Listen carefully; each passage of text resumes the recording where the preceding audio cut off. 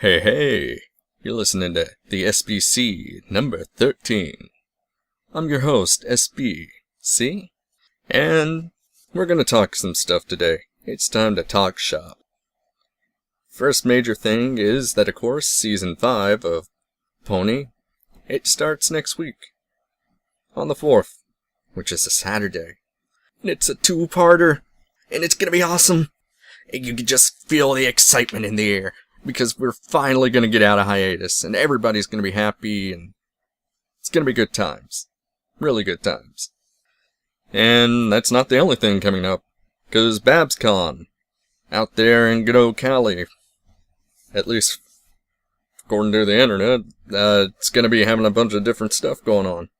They're going to actually premiere the episode before it actually shows on TV. If I read it right, the primer anyway. And it's free to anybody that wants to attend.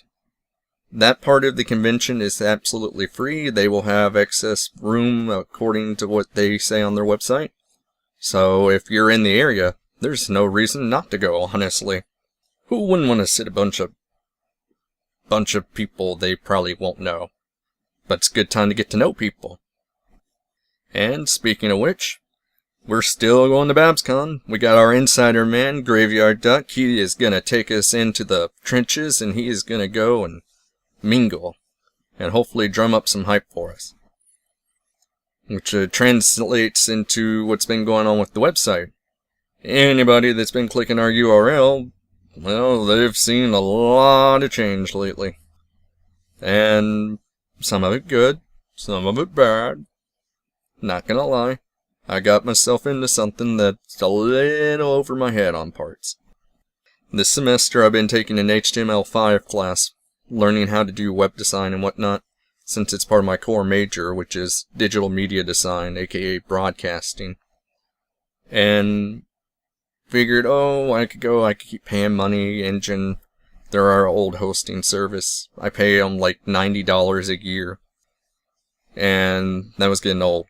So I figured, hey, I could just do some of this stuff myself, save some money, get more customization options, make everything look the way I want it to look, instead of having to use somebody else's pre-made template. And it's hit or miss on parts of it, because I found out there's a lot of work involved to make it a website. Yeah. I didn't know about the PHP and Java and other things that are apparently mandated on parts of the features I wanted to implement. I kinda got them working. Like, we have our forums now. I've purdied it up because thankfully it involves CSS, cascading style sheets, which I have done in class, and I use and abuse the inspect element to go and figure out how to tweak it to my liking. So it's looking pretty good now.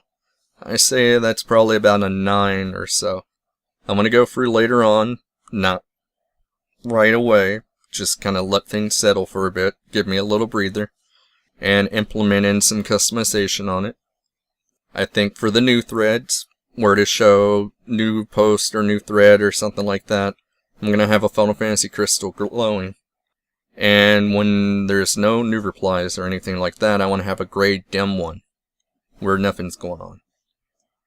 And I want to implement on the forum gaming icons for stuff like that, to go and emphasize that we are a gaming group. And there's plenty of sprites, honestly, to go and rip and abuse like that.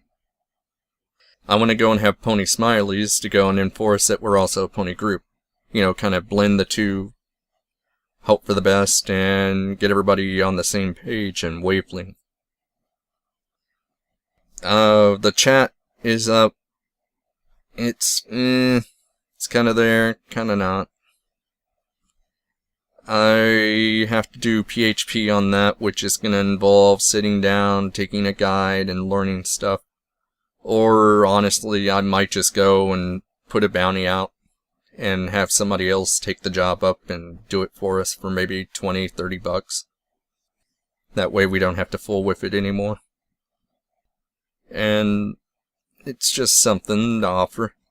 It was a request by a member to have the chat room still, so I made sure to include it. It's just not at the level I want it to be. I mean, it's functional and it works, but I want to have everything have kind of a nice little standardized look with the checker background, which I came up with after having a very heavy binge of Sonic gaming. Because, you know, we just promoted that Sonic 3 Remastered a couple of weeks ago. And I played along while they were streaming and got my, hey, I like this and this is fun kind of thing going. And, yeah, that kind of helped influence the design a bit. I made all the new buttons by hand and MS Paint to give it that kind of low-quality, old-timey game look. And I just want to have a nice, kind of clean, simplistic-looking site. And I want to have a bit of uniformity across the way about how things look. And I'm trying to make this one with HTML5 work on pretty much any device. So I can pull it up on my phone and it looks like the 1024 by 600 or so monitor I have on the left side of my screen, compared to my more modern 1366 by 799. I could have said it better. I don't practice this stuff. I just write out a list of stuff to address, and that's when I start talking. But you guys have sat through probably enough of these to realize that by now. That we're a little low budget. And let's see, what else is on the template? Yeah, I should have already mentioned it if I didn't already, about how every Sunday we're going to go and have our members talk about the episodes. I want to get people on TS3, and I also want to go and get an impressions list from our forums about that. So members without microphones, they can still partake in this. You know, just kind of build the community that way, pull us all closer with bonding over these experiences of seeing 6 colorful horses and side characters interact in a magical world of cartoonery. Gaming news, I'm not gonna lie, for the last week or two, I've honestly just been busy. Since I had midterms just a little bit ago, and then pretty much a week after that I started spring break, and everybody that's a core member of the group, as in they're coming with me from the old site to the new site, they can attest that I've pretty much just been slugging away at coding and guides and other stuff to make everything work out. So I haven't really seen too much.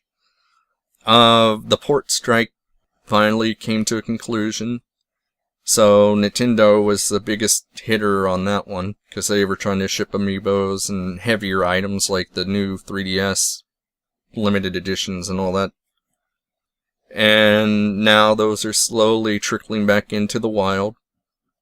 So if you didn't get one, then you might be able to catch one before half the internet realizes they're for sale again. I came almost close to getting a Majora Mask edition, but they sold out. And I had to keep my money for that. But maybe. I'm also hoping my amiibos I ordered back in January for Wave 3 might actually come out like 2 to 5 months later now. From Newegg. More Nintendo news. They are saying they're not gonna come to E3 with new games and whatnot. They're just gonna show what's coming out for this year.